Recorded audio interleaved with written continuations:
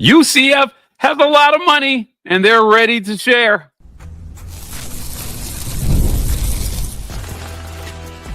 You are Locked On UCF, your daily podcast on the UCF Knights, part of the Locked On Podcast Network, your team every day. Welcome on into Locked On UCF, your daily UCF podcast. I'm your host, Mike G, and thank you so much for making Locked On UCF your first listen of every day. Joining me is my good friend, Andrew Gluco from The Last Word on Sports. First word on this topic, rev share. Look, we have talked about this ad nauseum for the whole entire year. Feels weird to say that. For all of 2025, Andrew, we've been talking about rev share and the changes. You've done a great job reporting out to UCF fans that these changes were coming. The universities were going to get more autonomy over the dollars, and they would be divvying them out. Well, it seems that it's here. Before I give you a word on this, I want to read straight from UCF's website what's happening so that everybody is in the loop here. Again, this is a rev share update directly from the UCF Athletics. It says UCF Athletics is making a significant stride in its revenue sharing efforts with the launch of the Competitive Success Fund. Integrated into the Charge On Fund, this initiative, in addition to other revenue streams, strengthens the department's ability to recruit, retain, and develop student athletes as they compete at the highest levels. All contributions to the fund are tax deductible. On behalf of our student athletes, we are grateful to the Kingdom, that's UCF's collective, and its supporters for creating NIL opportunities. Their leadership during the evolving landscape of college athletics has served us well. As announced in the fall, the integration of the Kingdom's efforts into UCF athletics positions and the Knights for continued competitive growth.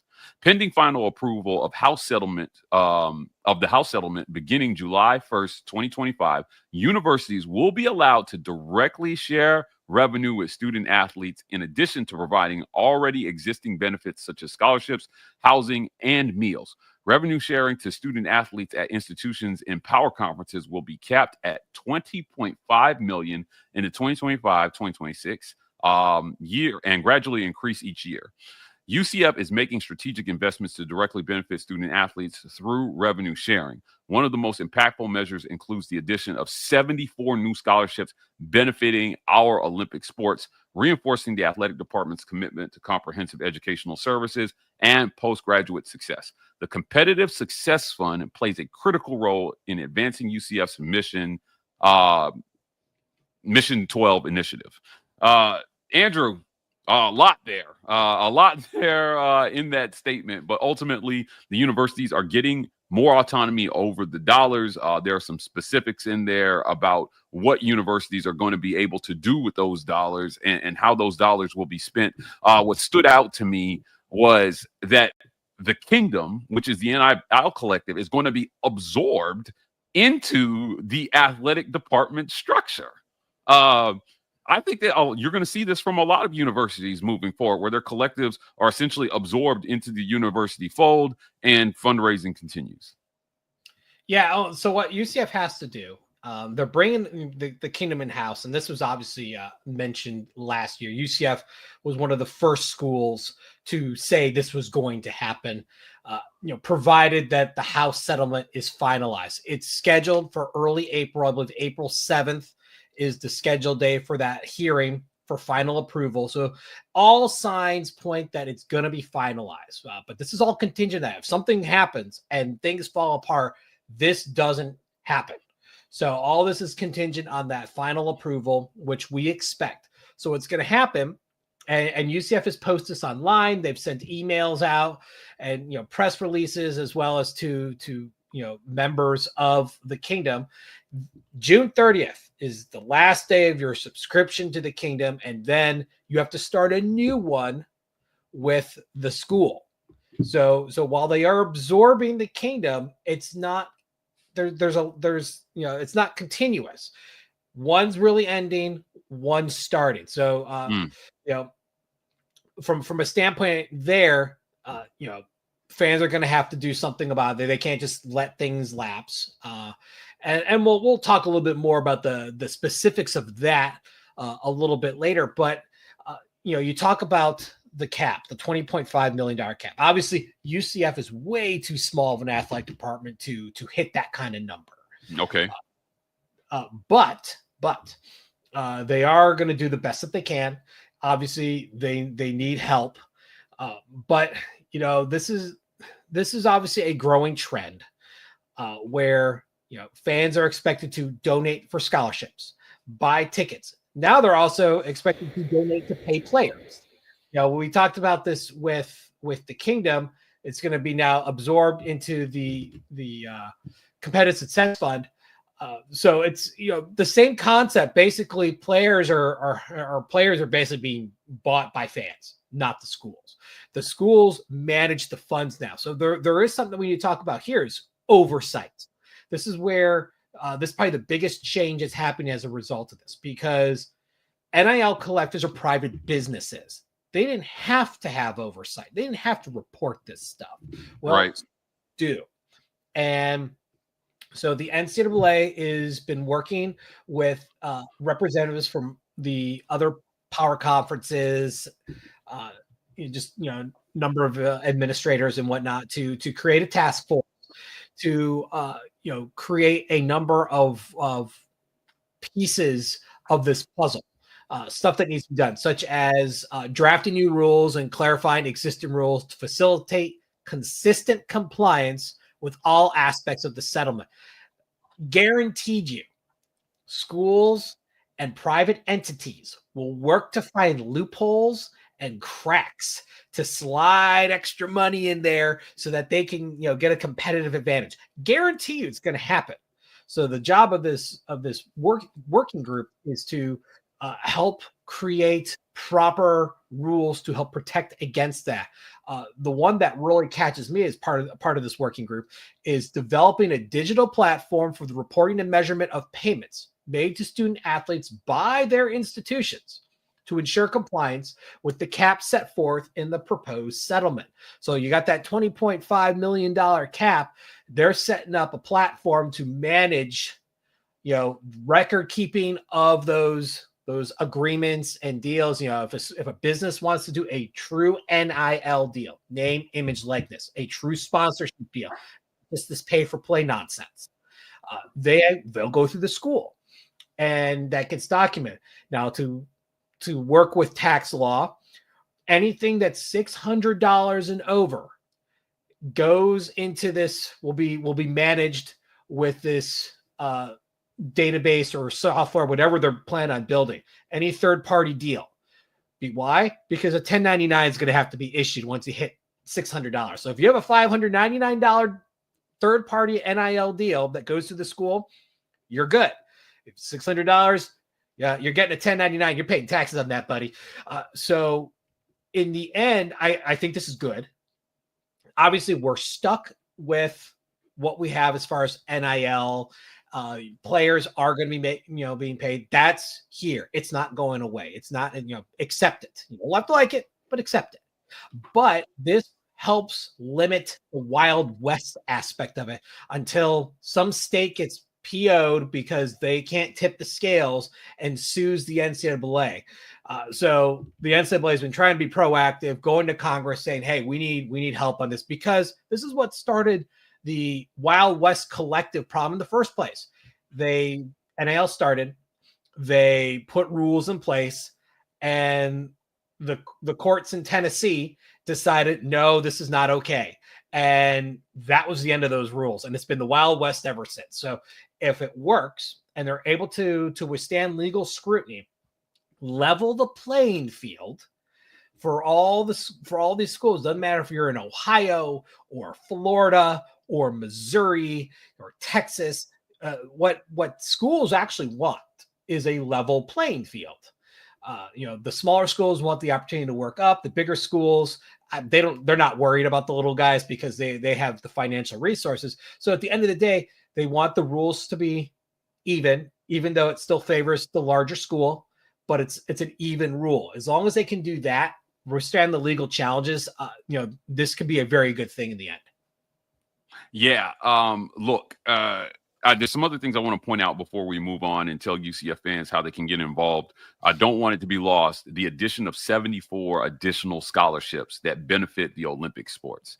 Again, that's significant. That's more opportunities for student athletes to get involved there. And that $20.5 million cap, Andrew, increases gradually every year. So that's where they'll start, and that number will move forward. So if you can raise the money, certainly you can be very, very successful, I think, in today's NIL. But how can UCF fans get involved? We're going to talk about how UCF fans continue to support UCF athletes right after a quick word from our sponsors. This episode of Locked On UCF is brought to you by our friends at Nissan. The Armada Team of the Week is brought to you by our friends at Nissan and the all-new 2025 Nissan Armada. Each week, our Locked On college basketball experts are picking one team that stands apart. From top-seeded stars to unexpected upsets, these guys showcase the strength and sheer power needed to push their team forward. This week's Armada and clear-cut Team of the Week is the Florida Gators, SEC champions. The Gators, led by Walter Clayton, 17 points a game, just dominated the SEC tournament, winning each game by at least 9 points. Not only did Florida grab the 4-1 seed, but they are the nation's most efficient offense. When it comes to the Nissan Armada, they say, go forth and conquer. That's exactly what the Florida Gators have done. So it's clear that our Team of the Week is out here ready to conquer the road ahead with confidence, just like you can in the all-new Nissan Armada or any of Nissan's outstanding vehicles. Take the Nissan Armada, the Rogue, the Pathfinder, and go find your adventure today. Again, the Nissan Armada, you can find that at Shop Nissan USA. Also, this episode of Locked On UCF is brought to you by our friends at Fabric. Life moves fast, especially when you have a family. And one day you're watching your kids take their first steps, and before you know it, they're off to college. That's why securing their future is so important. Fabric by Gerber Life makes it simple to get term life insurance that fits your family's needs. With Fabric, you can apply for term life insurance online right from your couch. You could be covered in under 10 minutes. And in many cases, no health exam is required. You get peace of mind, affordable coverage, and you get beyond life insurance. Join the thousands of parents who trust Fabric to help protect their families. Apply today in just minutes at meetfabric.com/lockedoncollege. That's meetfabric.com/lockedoncollege. Policies issued by Western Southern Life Assurance Company, not available in certain states. Prices subject to underwriting and health questions. How can UCF fans get involved? Well, the university wants you to know to maintain your support with the Kingdom. Do that through June 30th, 2025. Opt in to a new pledge commitment to the UCF Athletics Competitive Success Fund. That's a mouthful, Andrew. The UCF Athletics. Say that 3 times fast. The UACSF, with the first gift to be processed on July 1st, 2025. Subscriptions to the Kingdom will end on June 30th, 2025 for those who opt into giving to the Competitive Success Fund. So if I read this right, if you opt into giving to the Competitive Success Fund, your subscription to the Kingdom will end on the last day of June 30th, 2025, and they will transition over. Obviously, they're going to be encouraging everybody to do this. Of course, this is all pending the House settlement, but that's how fans get involved. The aspect of this that I want to talk about in this segment is the how the dollars are split up. When the collectives came in, you had your donors who would give their dollars to the athletic arm of the university, saying, hey, here's some money to build a new scoreboard or do, a new training facility for basketball. And there weren't necessarily more dollars when NIL started. It was just, how do we split these dollars up to give some to the university and then make sure that our athletic programs are competitive through NIL? Well, now the university is managing it all. And it occurs to me that they've got to find more dollars, Andrew, because I'm telling you, those projects that they want to get done, I don't think those slow down. I think you have to find additional dollars to fund NIL at a high level. So if that cap is 20.5, I think that's an additional 20.5 you have to find here. And it was easy to segment that out when you had the kingdom that was a separate entity from the university. But now that it's all one, do you see the dollars getting a little muddy here? Well, I think there's gonna be two things that happen. There's gonna be the people who just set it and forget it, and they're not gonna switch over. Okay. Those people, their commitments end in June. They'll pay their last subscription month in June, and then July comes, nothing, and they just move on. I'm sure the school will pester them to no end to try to get them back on. A lot of people are set it and forget it kind of people. Sometimes they will need a little bit of encouragement. The good that comes out of this is the fact that the overhead becomes lower. The kingdom had to pay for their administration and their overhead. The athletic department does not. And the reason why is because they're already paid for through other means. Now, yes, you will have to hire some people in from the kingdom to the athletic department to run this stuff, but they're not going to be paid out of dollars out of this bucket. This bucket is specifically for NIL. So UCF has to find monies elsewhere. UCF has one of the higher dollars for athletic fees per credit hour out there in the power conferences. So they do get money that way. What happens with the scholarships that come from donations to get tickets and stuff, that doesn't change. That still comes from that. But as far as this $20.5 million, which can be allocated in many different ways, is going to ultimately come from this new fund. And that's the only place it can go to. So as someone who works with a lot of dollars on a 9-to-5 basis, I can see where there can be some concern about this stuff, but also understanding this is essentially restricted giving. Restricted giving, you give to this fund, they legally, now that doesn't mean they won't do it. I've seen situations where restricted giving monies were used for purposes that were not that. But in theory, restricted giving, you are not allowed to use it for any other purpose except what that giving is for. This fund is automatically earmarked as restricted giving because the House settlement requires it to be for NIL. And then, you've got the money for the scholarships. You're adding 74 scholarships. Now a lot of that is like baseball. Baseball would have partial scholarships. Now they're going to be complete scholarships. A long overdue move. Overdue. There should not be any partial scholarships in NCAA sports. I'm sorry. This has been a long, multi-decade long travesty that's finally being fixed with this. But let's not mince words. The bulk of this 20.5 is going to go to football and men's basketball. We already know it because that's where the bread and butter of an athletic department it comes from. That's where their money is made. That's where their exposure is. And so these other sports may not get internal stuff with the 20.5, but that's where the third party deals come in. And that still flows through the school, but it's not technically part of this fund. It's a separate thing. So they're basically making like third party NIL deals are actually NIL sponsorship deals, not pay for play nonsense. So you've got a few moving parts here in how a player can earn some money. But these players now are going to have an opportunity to continue to market themselves. It continues to get further and further into the light so that there's oversight. We don't want, you don't want dirty money, kind of like what happened with Life Wallet and Miami and all the baggage that came with that. By having to go through the school now, there's financial scrutiny, there's oversight, there's compliance. And, I think fans are going to feel better about this. I know just from firsthand interaction with multiple fans, they had issues with the kingdom because the kingdom was not transparent, but collectives weren't. It's not just them. There was no regulation or oversight designed for these guys. As I said, it was the Wild West. Schools don't have that option.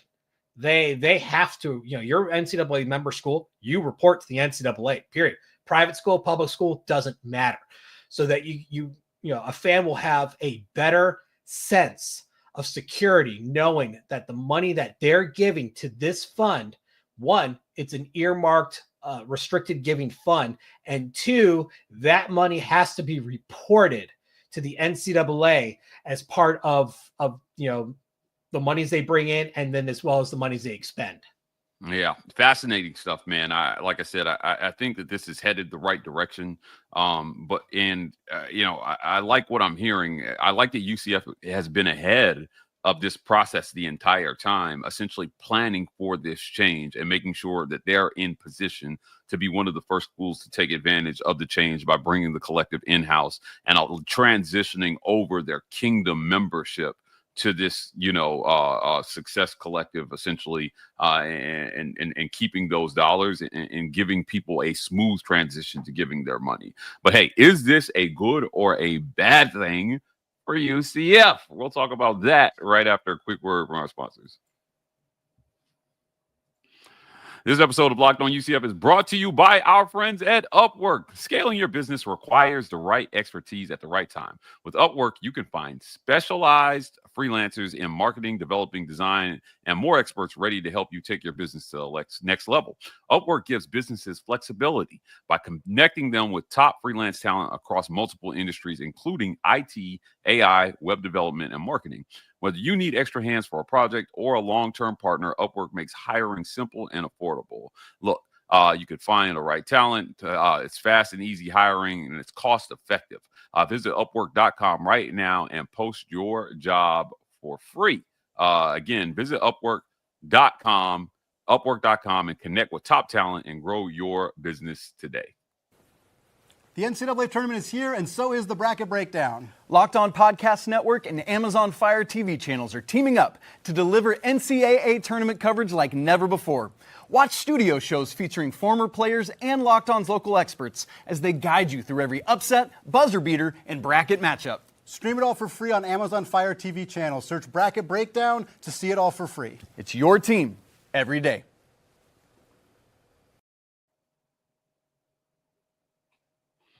Is this a good thing or a bad thing for UCF?